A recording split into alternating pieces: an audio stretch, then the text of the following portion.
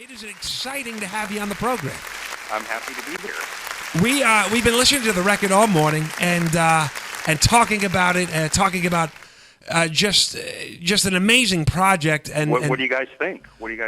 To be honest, we've got messages from listeners that they can't even believe that it's not the original Peter Gabriel records, if you can believe that. I mean, it is spot on, and not to mention, it fooled me. I didn't even realize. I mean, I thought, okay, the first track must be a studio, and then it gets to be live, and then of course you hear the audience, and right away I'm like, oh my gosh, it's perfect. It really does. It really does sound like that at the show. It's hard for us to believe, but it really does. It's amazing, which brings me to this is probably an obvious question, but I mean, you guys have been doing this live for a little bit in Europe, but how did the idea come together to do this record or to do this project? The idea was actually came from a mutual friend of Jerry Marotta and I, the drummer who also played on all those original Gabriel records and played with everybody. He had his name is Scott Weinberger, TV producer, friend of ours, and he pretty much approached me. I don't know what happened too much before me, but he approached me and said, I have this idea of doing a 30-year anniversary of the Security record, which is Peter's 40th record. Right. And Jerry might do it. Do you want to do it? I found the singer, and what I said to Scott was, normally this kind of question, I would hear a no right away. Right. But for some reason, I didn't hear a no. I love this material, and I love Jerry. So I thought, well, let's give it a whirl, and let's see what happens. And so it was kind of initiated by his crazy idea, and then we've just run with it ever since. We've done a couple of, maybe 3 or 4 little tours on the Northeast coast and and then a run in Europe, and this is going to be our first West Coast tour coming up. Right, here, and you're going to be playing in Santa Cruz May 24th, San Francisco on the 25th, and L.A. On the 28th. So, that sounds right. Yeah. You know better. You know a little bit better than I do. I can't tell you that without looking at the website, but that sounds right. I've got it in front of me, so we're a little prepared. But I mean, So the thing that was tricky for us, and both Jerry and I had the same angle on it, is one, can you even do this material? Right. Can it be played live? And then two, why would we?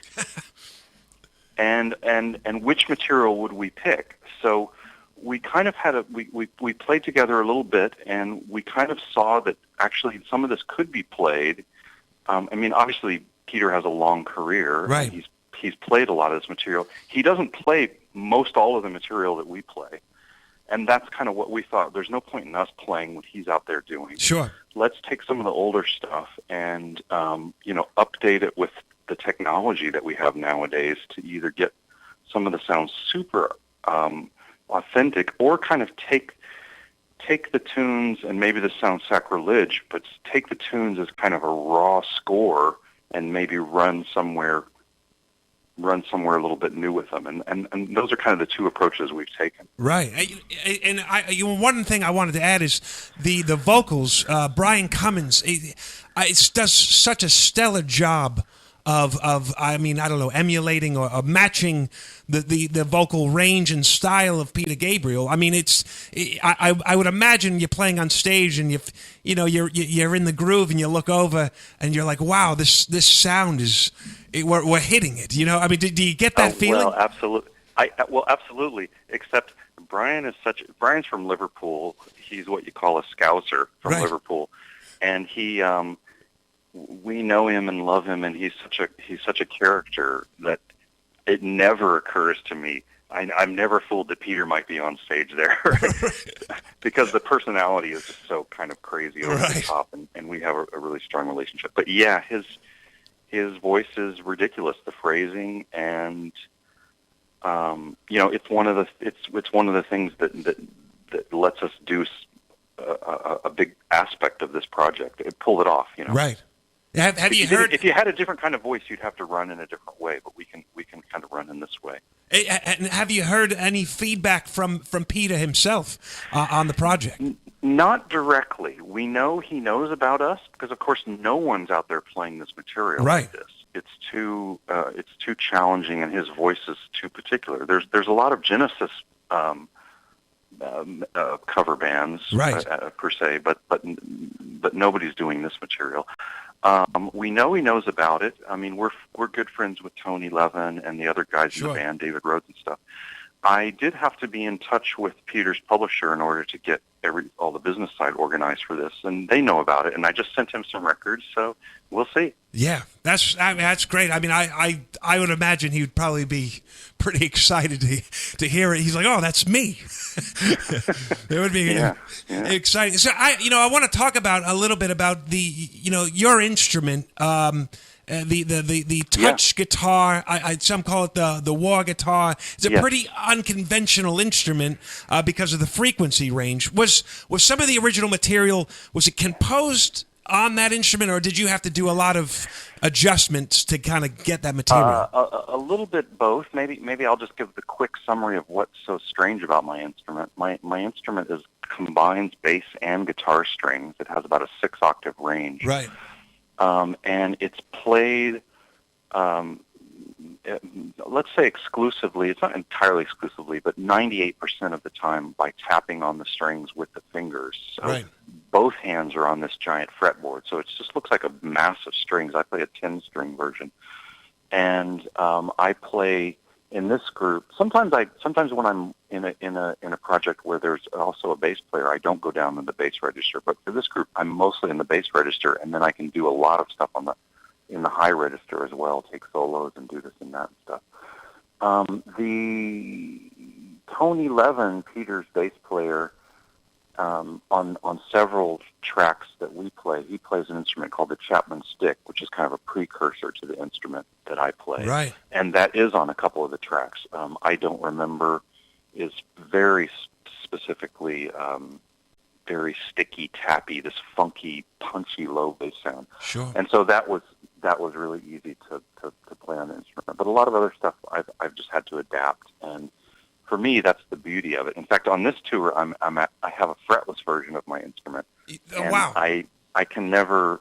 It's too complicated to bring out two instruments on the road normally. But because we're starting in my hometown, Seattle, I'm going to bring out the fretless instrument. So we're going to do some other tracks that actually have fretless bass, like Family Snapshot.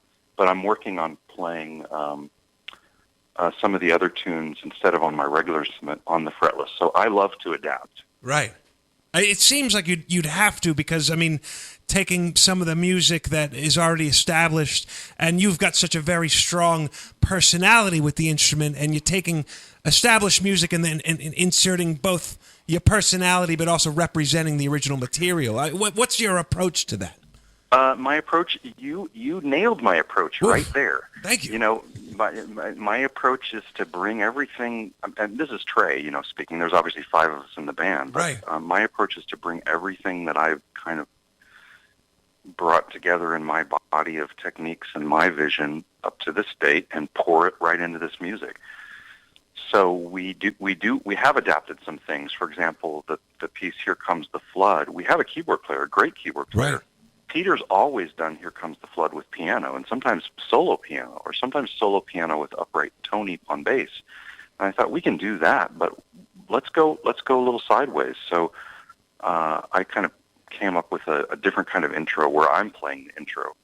So there's all sorts of things like that, where just wherever you can kind of take the music and twist it a little bit, we're doing that, and with our personality quirks, and the project's continuing to evolve, so we're going to alter some of the material on this tour a little bit, and we usually add a new song or two every tour. Is that right? Yeah. So that it's kind of staggering to think about. I mean, when you think about your instrument that you're playing, and you've been playing this for almost nearly 30 years or so. Yeah.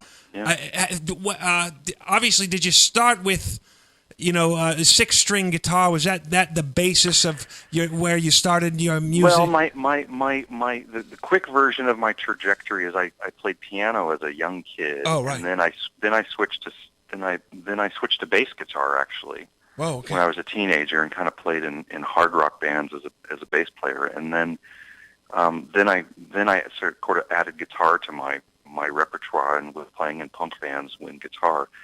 And then when I came across this instrument, it just was able to combine all of it. And now I have kind of one group of strings and one body of technique that I can kind of cover all those bases, but in my own unique way. Do you identify as a guitar player or a bass player with this instrument? No. The answer to both of those questions is no. I really don't. I look at my instrument kind of like a piano, right? And I can go anywhere, and I look at what's missing in the music, and I just kind of try to add that. Obviously, if it's a rock context that needs a bass, well then, and there's nobody else covering the low end, then I know that I have to play the lowest note. But that doesn't mean I can't do anything about that. And I have a couple other groups where I can trade off. Like I have this crazy group with a Finnish accordion player. He can also go in the low register, so we can switch off being the bass. Wow! And we do that. We do that a little bit in the security project. Our keyboard player plays this crazy-looking what looks like an electronic bassoon called the eigenharp, and sometimes he'll take over the bass, and then I can solo. Wow! Or Michael Kotze and I can trade guitar solos. Stuff like that. It's interesting. I mean, coming from playing other instruments like such as the bass or 6-string guitar, did you have to kind of take the technique that you had learned and grown up with and kind of have to set that aside to approach a 10-stringed instrument like this? Are you a musician? You're asking. You must be a musician. Wait. You know what? We both dabble. I am nowhere near a 10-string. Yeah, but you're asking exactly the right question. That is the exact question. Can you just adapt? And for all of us who play this kind of instrument, it's what we've been wrestling with for decades. Is that right? Can you just take guitar technique and put it on this instrument? It looks like a guitar. It sounds like a guitar. It's got strings, and the answer is no. You cannot. Wow. It actually is a specialized technique, and when I teach this I have a partner in Austria, Marcus Reuter, who we do workshops together. When we teach the technique, the guys who have the hardest time picking it up are guitar players and bass players because they've adapted to a certain kind of specific technique, and they think they can just apply it. And actually, there's so many tiny little things that don't work. So yeah. Wow. I wouldn't say that I started from scratch, but I've had to just tear apart how I thought the finger should work and rebuild it. And I'm still working on it. I hope I can get it right before I leave the world. I mean, it seems like such an endeavor. I mean, because you're looking at. I mean, I've never touched one or played one, and people don't normally let me near them. But but when I've looked at them and the idea of seeing 10 strings, the frets, I mean, and like you said before, it's kind of a piano approach to it. When you mentioned the idea of not having having a fretless version, I mean, that would just seem like the most impossible challenge. You'd be so loosey-goosey all over the neck that I don't know. Well, it is. I confess that it looks ridiculous watching me play. In fact, even when I watch videos of myself, and I'm the guy who's on the other side, when I watch videos of myself, it doesn't make any sense to me what the fingers are doing on the strings. No sense whatsoever. So I agree. It looks ridiculous. Our co-host, Alex, he actually, I believe he owned one of these 10-string. Yes, I did. I had a war guitar for a few months, in fact, and was so wanting to rush into being able to play it with my already known guitar technique that I suffered sort of the same thing. You have to sort of approach the instrument from a completely different angle.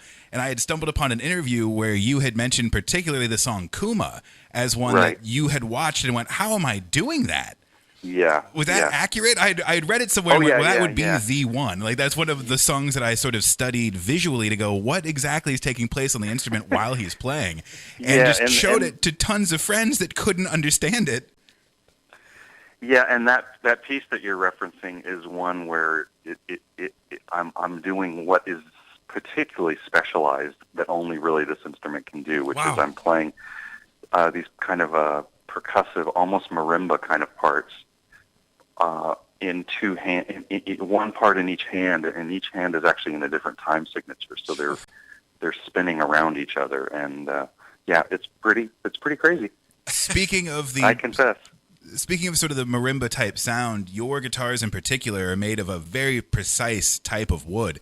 When did you discover that gave you the timbre that you were really shooting for across the entire guitar? Because it's right. The entire thing is Padauk, correct? Yeah, so we're talking about Padauk wood, which I guess I think I discovered it from the very beginning when I met this guy Mark War. That's why it's called the War guitar. Mark War. He's retired now, but he was a fire captain in Topanga Canyon. Oh wow! So frickin' intense job, right? Right. But they work like unless there's like massive fires going on, they work 8 24-hour shifts a month. Jeez, and so he started building instruments in his spare time. When I met him, and another friend of mine and I kind of committed to getting an instrument from him. He sent us 2. He made 2 identical instruments with different woods, and I just kind of fell in love with the sound of this particular wood we're talking about, this Padauk. And Mark tried to wean me from it over the years as we kind of developed more instruments and did more experiments and kind of refined the design. And whenever he'd sent me an instrument that wasn't made with that wood, I just didn't like it. And the reason why he was trying to wean me from it is because it's very challenging to work with. It's actually toxic. Is that right? So, and you have to sand it very fine. So when he would work on, he stopped building them for anyone but me.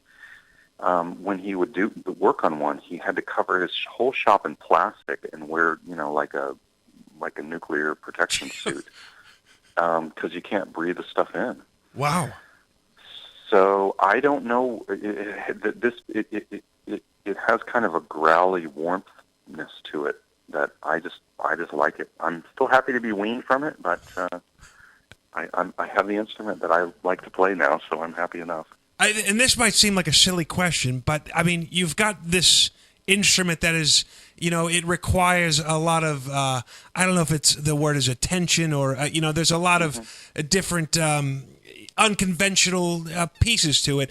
Is there, I mean, you can't just go into Guitar Center and try to pick up materials for this guitar. I mean, this is like a kind of like a special, is there anything in Guitar Center you can use other than like a strap?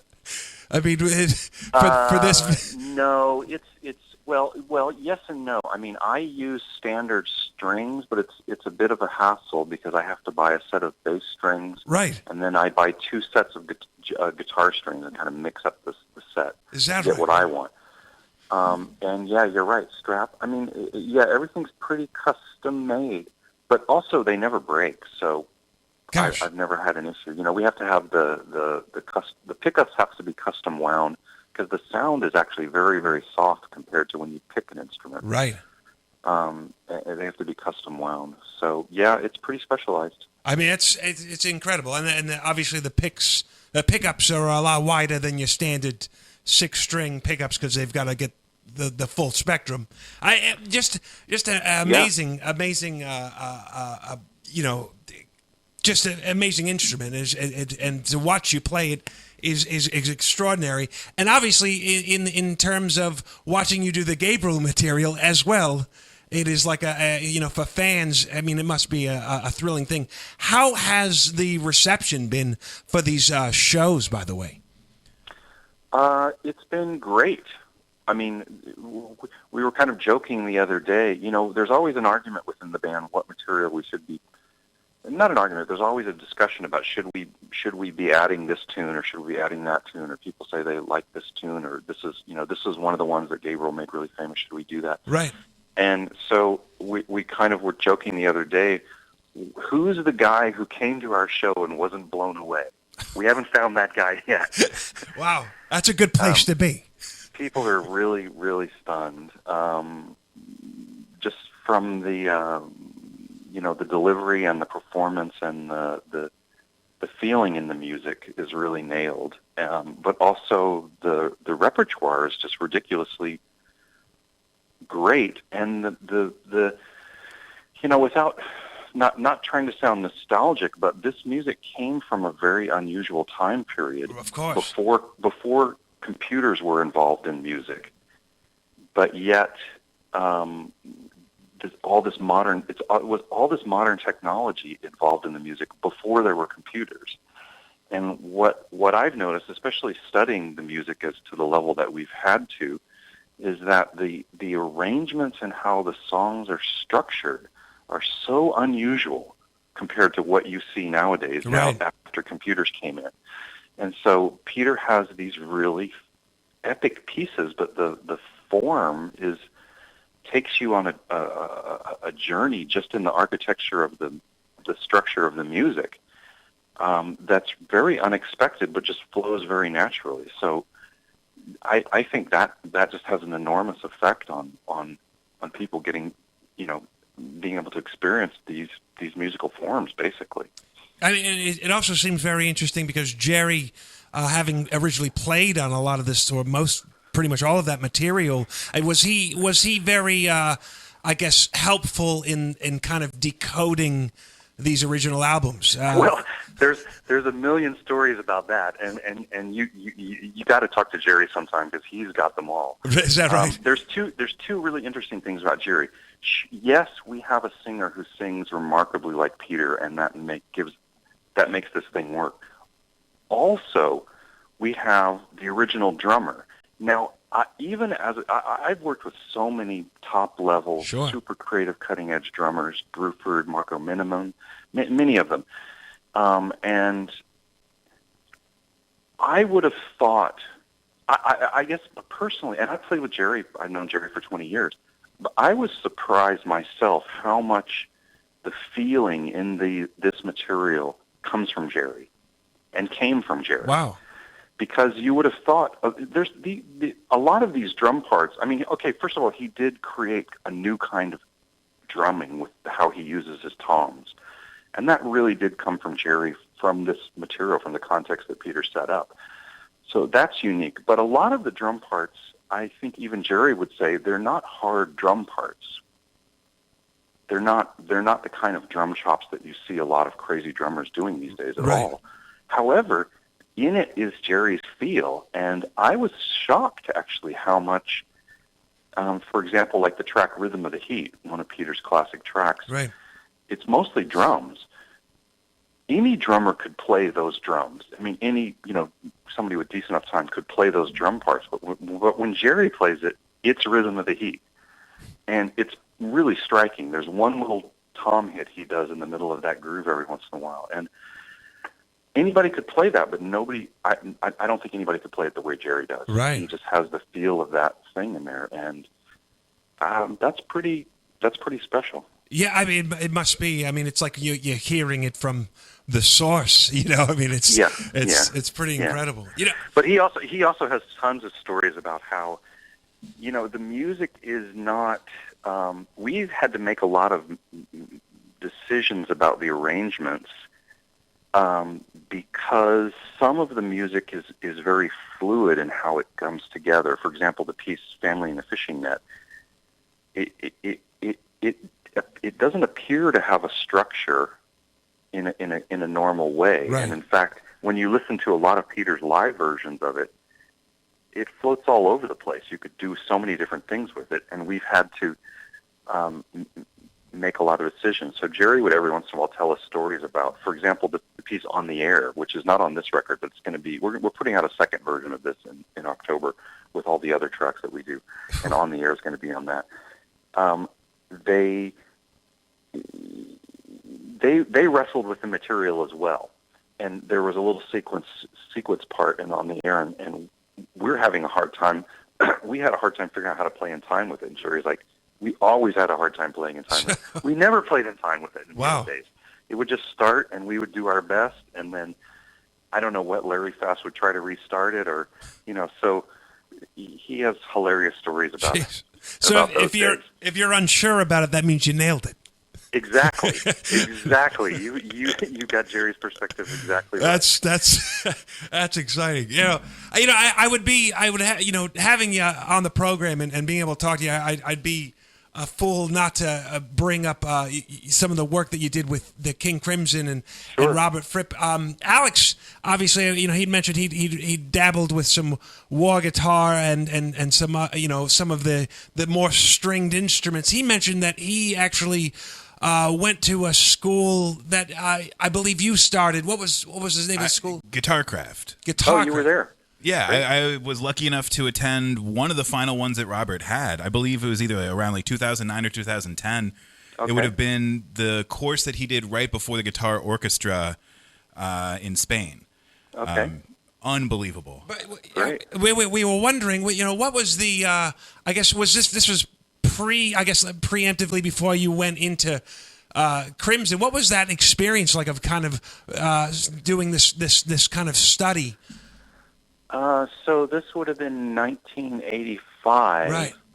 And funny enough, I didn't have my current instrument yet.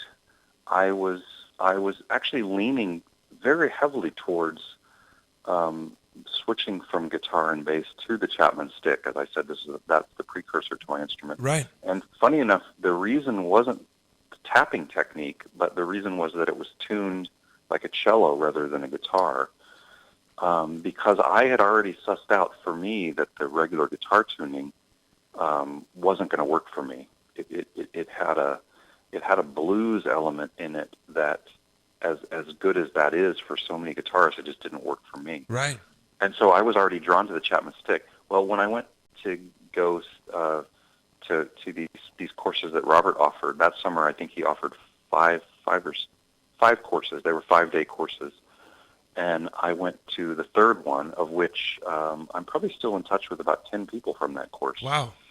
One of them actually played in my group, the Trey Gunn band, the guitar player Tony Jabal. And so anyway, when I got to that course, the first thing Robert did was he had everyone retune their guitar like a cello. Oh. So I ended up actually not even going over to the Chapman stick for another 3 or 4 years because suddenly the guitar just opened up a whole new dimension, and many other aspects of playing and very unusual,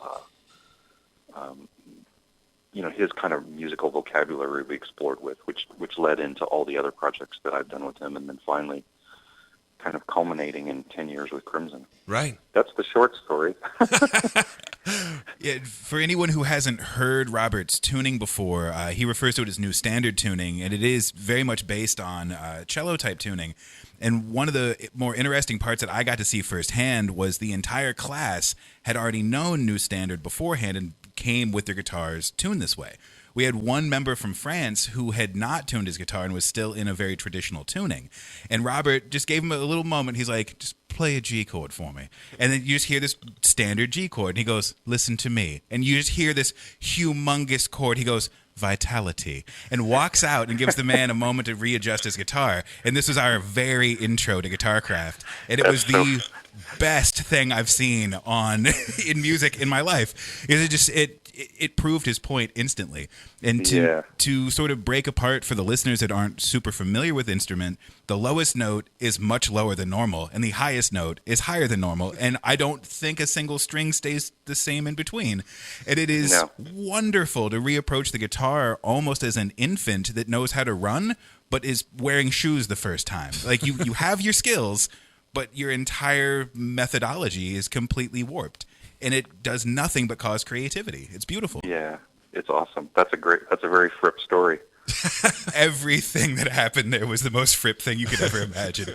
We also got very lucky enough to have a guy who could barely speak English, just enough that he'd get the point across. And Robert couldn't help himself every night at dinner but going, "Excuse me, how was your day?"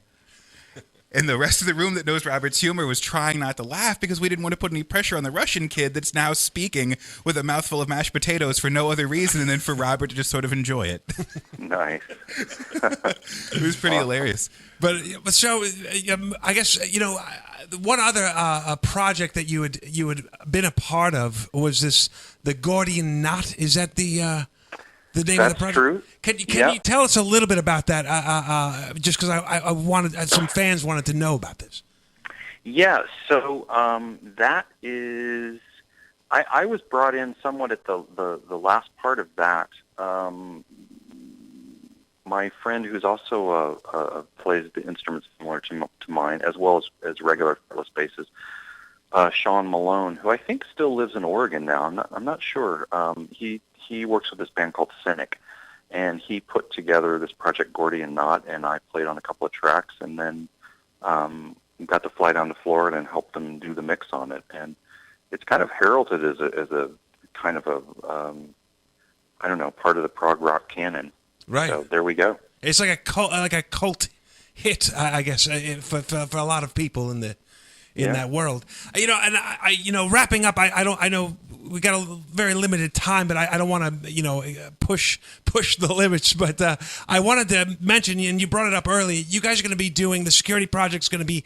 You just have this new record out, and then you're going to be doing a second record. Can you give us a little bit of information about, I guess, when this record's going to be available and what's going to be on it in comparison to what's just released? Yeah, so it's pretty much, we're pretty much sure it's going to be called Live 2. It may be called Live 2 Plus because we're actually working on a couple of studio tracks. Is that right? Wow. We've got, actually the record's close to, the live stuff is already mixed and I believe it's all mastered. It's going to be out in October, and it kind of has the rest of the set that we have, and then a couple more, a couple of Genesis tunes. Wow. And we've got about 4 more pieces. We've added a couple of pieces on the last. This record came. I'm kind of all over the place here. This record, Live 1, came from the European tour, but then we did which was a year ago last summer, or spring, and then we added a couple of tunes last December. So we're going to remix. We're going to mix those and put them on the new record, and then we'll. Maybe do another. I don't know. We're working on a couple of studio tracks just to kind of refine things, and we do a couple. Brian does a couple of versions of some songs on acoustic guitar that are really phenomenal, and then we also have a piece that he and David do on piano and voice, and we just don't have a piano live. I mean, we can kind of pull it off live, but we're going to be here in Seattle in our guitar player Michael Kotze's studio for 4 days rehearsing, and we're going to try to do a little bit of recording. So the short story is the record comes out in October, and it's going to have a lot more live stuff, and then some studio tracks we're not entirely sure yet. Wow. It's going to be cool. Absolutely exciting. I mean, and we look forward to seeing you guys when you come through San Francisco on the 25th of May. And Social Hall, I think it is. Yeah, right? the Social Hall, and Amy X and Barry Cleveland opening That's up. Right. And, Trey, it has been a sensation to have you on the program, and, we wish you the very best of luck. It would be, I don't know, would it be crazy if Peter Gabriel said, hey, you know what, I want you guys as our backing band? Would that... I think it would be even more crazy if he had us as his opening act. That would be, double your money. You know what I mean? Brian would probably wet his pants. Brian would probably not be able to do the show. I would imagine. I would have the best seat in the house to watch. I mean, it would be exciting. Well, Trey, I want to thank you once again for being on the program and sharing all of this information. And of course, we wish you the best of luck on this grouping of shows and the new record that's just been released. Thank you, guys. Thanks for having me and making such great questions for me. Oh, you got it. You got it. Absolute pleasure. And and best of give my regards to the rest of the group too. Will do. You got it. Take care. All right. All right. Bye-bye. That was Trey Gunn, The Security Project. Make sure you check it out.